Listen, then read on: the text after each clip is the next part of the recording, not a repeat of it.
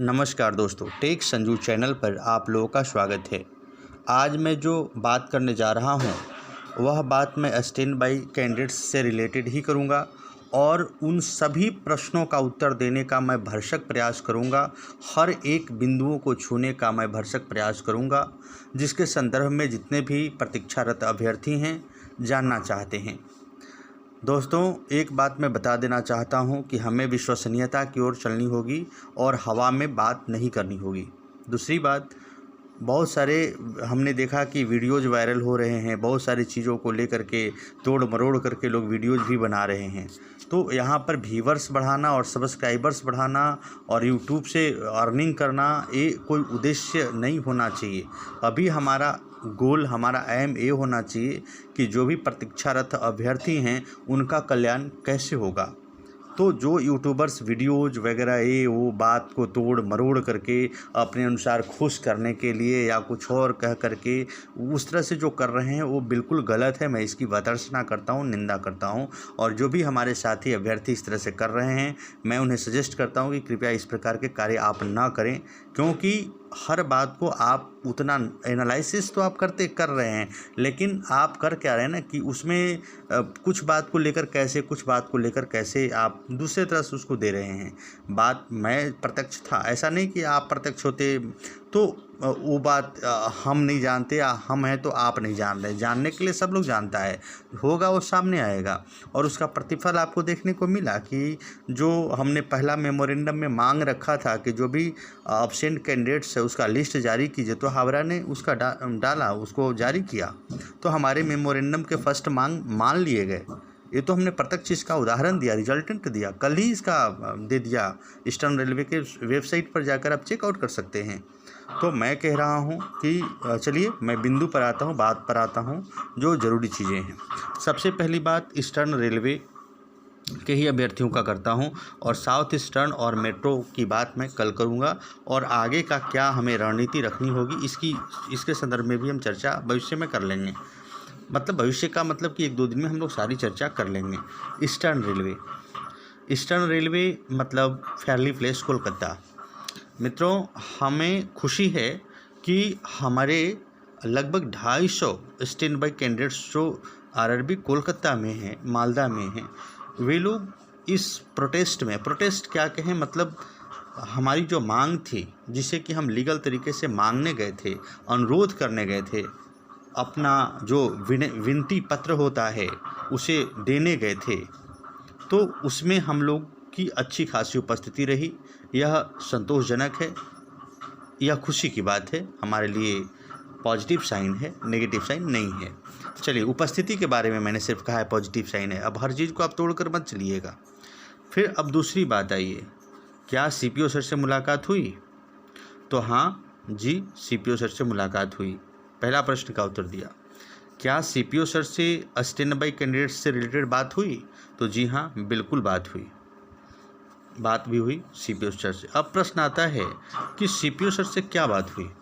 आप प्रश्न करेंगे सीपीओ सर से क्या बात हुई, तो पहला प्रश्न हमने जो कहा है, पूछा है, फर्स्ट क्वेश्चन ही था कि स्टैंड बाई कैंडिडेट्स के संदर्भ में क्या पॉलिसी है, मतलब स्टैंड बाई जो कैंडिडेट्स हैं उनका क्या होगा। तो उन्होंने कहा कि देखिए, स्टैंड बाई कैंडिडेट्स, इसी बात को उन्होंने, चाहे जो भी रहा हो, इसी बात को उन्होंने उत्तरित किया है कि स्टैंड बाई कैंडिडेट्स जो है उनका मेडिकल डीवी मेडिकल हो चुका है। तो हमें अब नई रिक्तियाँ जो आएंगी, उन रिक्तियों पर नई वैकेंसी लेने में, नई रिक्रूटमेंट करने में, बहाली करने में हमें उनका रिटेन मतलब बहुत प्रक्रिया करनी होगी, डीवी मेडिकल तक आना होगा। और यहाँ तो सब कुछ तैयार है। तो सबसे पहली बात, तो हम क्यों नहीं विचार करेंगे, हमें यहाँ लेना तो आसान है।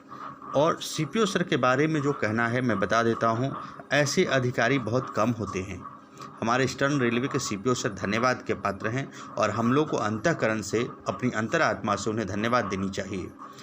तो पहले मैं सीपीओ सर के संदर्भ में सभी अभ्यर्थियों को ये बताना चाहता हूं कि बहुत अच्छे हैं हमारे ईस्टर्न रेलवे के सीपीओ सर, बहुत अच्छे हैं, वे धन्यवाद के पात्र हैं। हमें किसी तरह की कोई उनसे आपत्ति, उनसे विरोधाभास, उनके ऊपर किसी प्रकार का कोई आरोप वगैरह नहीं है।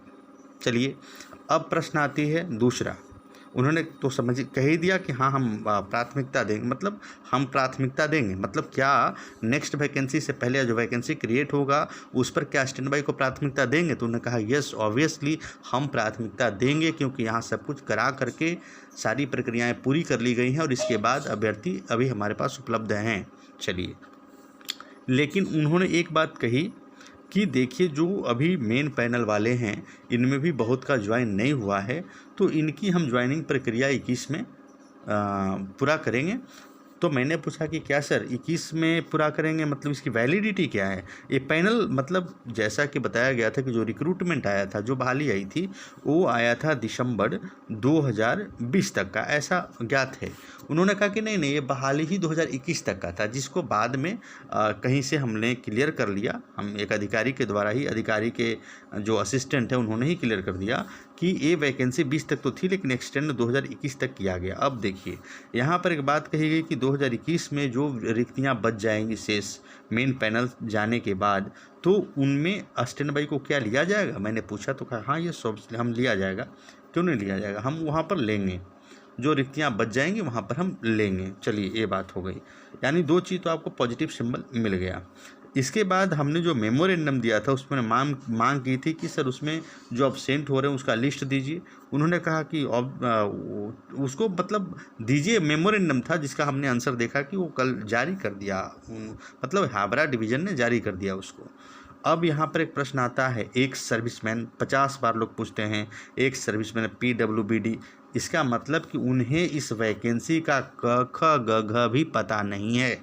मैं बता देता हूँ, एक सर्विसमैन को जनरल को दे दिया गया है कोलकाता में, अन्य जगह दिया हो या नहीं दिया हुआ वैकेंसी, जिस कैटेगरी में हैं आप वैकेंसी ऐड कर लीजिए, उसमें से PWBD का सीट घटा दीजिए। अगर उतना का पैनल नहीं आया है तो आप ऑब्जेक्शन कीजिए। आप पूरे पैनल को देखिए, किसी में क्या है कि कैटेगरी 66 दिया है, बाद में कैटेगरी 63 दिया है। पूरे पैनल को आप देखिए, हम लोगों ने पूरी तरह से उसकी पड़ताल की है। एक सर्विसमैन दे दिया है, PWBD जो शॉर्टफॉल हुए हैं, नहीं मिले हैं, वो जनरल से कट हो गया है और शायद इसका रूल है ये देने का नहीं देने का, तो ये आगे जो निर्णय होगा। हमने कहा कि क्या नेक्स्ट वैकेंसी से पूर्व हमें कंसीडर किया जाएगा? उन्होंने कहा कि हाँ बिल्कुल, क्योंकि जब हम रिक्रूटमेंट करते हैं, मांग करते हैं, तो मांग करने से पहले हम इसको ऑब्जर्व करते हैं, पूरी चीज़ को देखते हैं कि हमारे पास कितने रह गए।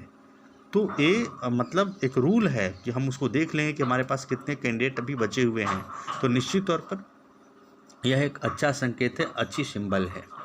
और जो बात यहाँ पर आ रही थी 21 तक बढ़ाया गया, ये कन्फ्यूजन, तो सुनिए मैंने 2-3 बार इस बात को रिपीट किया कि सर 2020 तक था ना, 2020 तक था ना। उन्होंने कहा कि नहीं 2021 तक, यानी निश्चित तौर पर उन्होंने एक सब मतलब सीधे वैकेंसी को उन्होंने नहीं कहा कि बढ़ा दिया गया, उन्होंने कहा 21 तक ही है। इसके बाद वैलिडिटी से रिलेटेड मैंने प्रश्न किया कि सर वैलिडिटी का क्या कोई प्रॉब्लम होगा क्या? उन्होंने कहा नहीं कोई वैलिडिटी का प्रॉब्लम नहीं है, बोर्ड के पास 1 साल का होता है, GM सर बढ़ाते हैं, फिर RRCB भी उसको अप्रूव मतलब एक्सटेंड कर सकता है। वैलिडिटी से रिलेटेड किसी प्रकार की कोई समस्याएं नहीं होती है। तो ये बात उन्होंने स्पष्ट रूप से बता दिया। रिप्लेसमेंट से संदर्भित भी प्रश्न पूछा कि सर यदि रिप्लेसमेंट आता है तो उसमें तो बहुत कम लोग जो है इम्पैनल हो पाएंगे, तो उन्होंने खुद कहा कि हाँ बहुत कम लोग छोड़ रहे हैं, बहुत कम। उन्होंने खुद कुछ मतलब आंकड़ा ही बता रहे थे कि बहुत कम छोड़ रहे हैं रिप्लेसमेंट। तो हमने कहा कि सर रिप्लेसमेंट से तो होना सर पॉसिबल नहीं है। फिर हमने पूछा कि सर रिप्लेसमेंट वगैरह पर, तो हाँ ये सारी चीज़ों पर जो विचार होगा वो फरवरी में ही होगा कि कब तक आएगा, कैसे लिया जाएगा, क्या किया जाएगा, और फरवरी में आकर मिलिए। तो रिप्लेसमेंट से संदर्भित जो प्रश्न है उसके लिए भी यदि कोई किसी के मन में कि कब आएगा, तो कब कुछ नहीं है, वो जैसे ही हम लोग फरवरी में जाते हैं तब हम लोगों को, लेकिन आएगा, ये आप निश्चिंत रहिए आएगा, रिप्लेसमेंट भी आएगा। लेकिन रिप्लेसमेंट में कितना आदमी का होगा बताइए? 10 आदमी चला जाएगा तो सबका हो जाएगा क्लियर, इसलिए ओवरऑल हम लोग स्टैंड बाई की बात कर रहे हैं।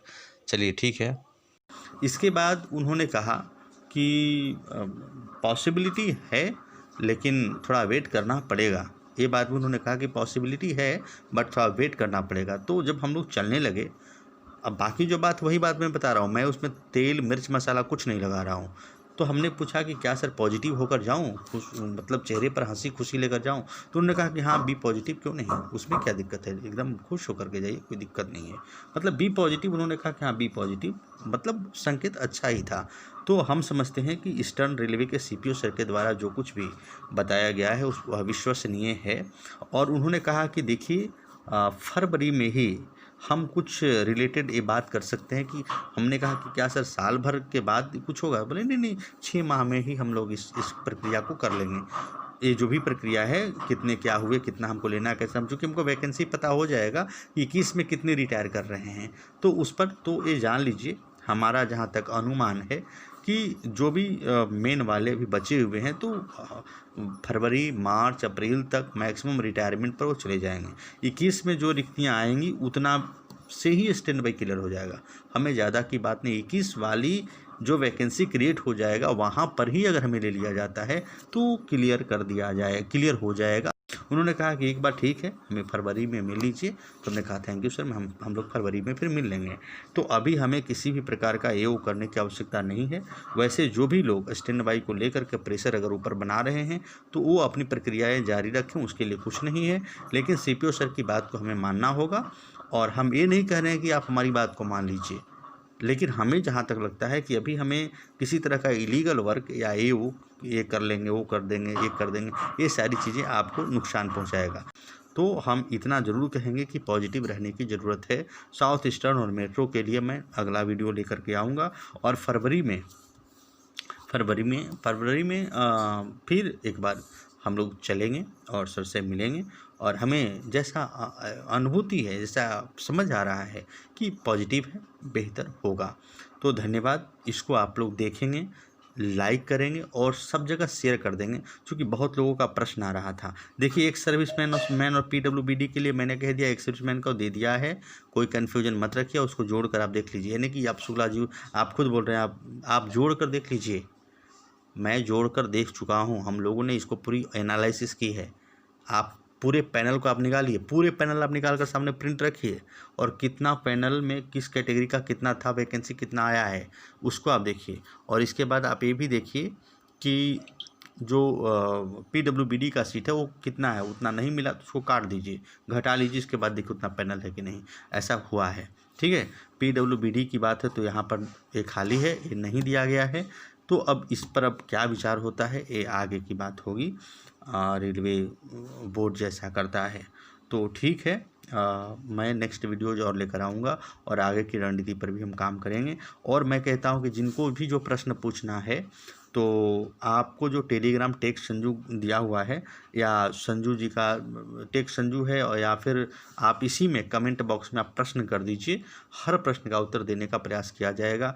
लगातार 24 घंटे कोई फ़ोन करे तो माइंड थोड़ा डिस्टर्ब हो जाता है, थोड़ी चिड़चिड़ापन आ जाती है अंदर से। तो क्या ठीक है, मैं सभी हमारे मित्र हैं, दोस्त हैं, सभी हमारे अपने हैं। सब लोग हम लोग एक साथ होकर के यूनियन बना करके जिस तरह से हम लोग चल रहे हैं हमें चलना होगा, तभी हमारी सफलता मिलेगी।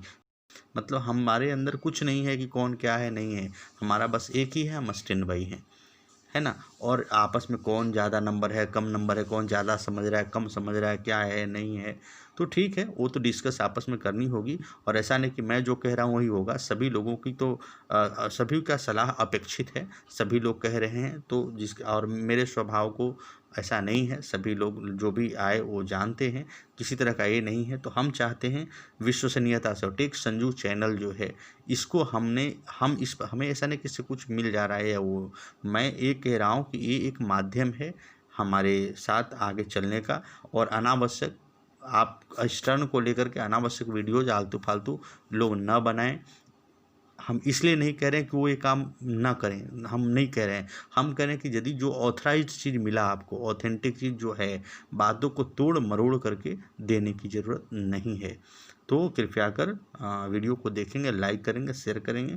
सब्सक्राइब नहीं किया तो सब्सक्राइब कर लेंगे। और वो इसलिए मैं कह रहा हूँ कि कम से कम हर जो सही सूचना है वो आप तक पहुँच जाए।